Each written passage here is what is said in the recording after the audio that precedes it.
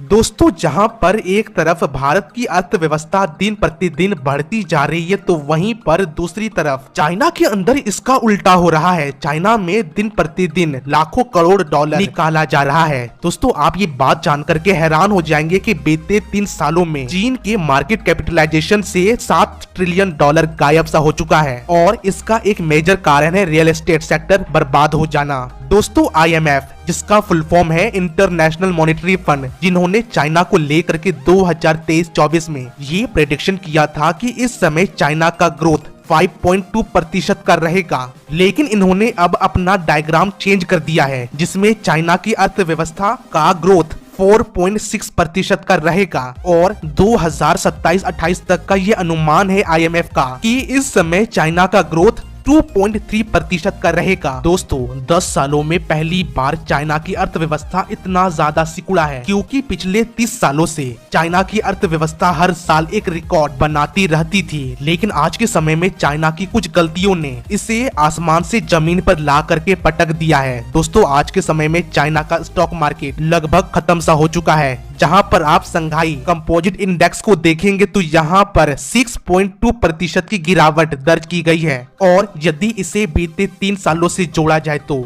संघाई composite index में 8% की गिरावट दर्ज की गई है। दोस्तों, यदि हम चाइना के दूसरे सबसे बड़े stock market Shenzhen composite index की बात करें तो ये भी कुछ ज्यादा आगे नहीं है। इसके अंदर भी 8% की गिरावट दर्ज की गई है, जिसकी वजह से देखिए चाइना पूरी तरह से कंगाल हो चुका है। और इसका सिर्फ एक कारण नहीं है, बल्कि 3 मेजर कारण है। पहला कारण तो ये है कि चाइना अपनी अर्थव्यवस्था की नशा में इतना ज्यादा चूर हो चुका था कि ये अमेरिका जैसी सुपर पावर कंट्री से लड़ने के बारे में सोच रहा था। देखिए, यहाँ पर चाइना की गलती ये नहीं है कि इन्होंने अमेरिका के साथ कंप्लीट करने की कोशिश की थी, बल्कि यहाँ पर चाइना की गलती ये है कि इन्होंने एशिया हो या यूरोप सभी देशों के साथ दुश्मनी अपनाना शुरू कर दिया था। इसका नतीजा है कि कई सारे देशों ने चाइना के ऊपर रिस्ट्रिक्शन लगाना शुरू कर दिया था। दोस्तों, यदि हम चाइना के दूसरे सबसे मेजर कारण की बात करें जिसकी वजह से चाइना कंगाल होने की कगार पर आ चुका है, तो इसका दूसरा कारण है एवरग्रांड रियल एस्टेट। दोस्तों, ये एक इतनी बड़ी कंपनी है जिसको देख करके ये कहा जाता था कि ये रियल एस्टेट कंपनी कभी डूब नहीं सकता है, लेकिन जब ये डूबा तो चाइना पूरी तरह से बर्बाद हो गया। नौबत ये तक आ गई थी कि चाइनीज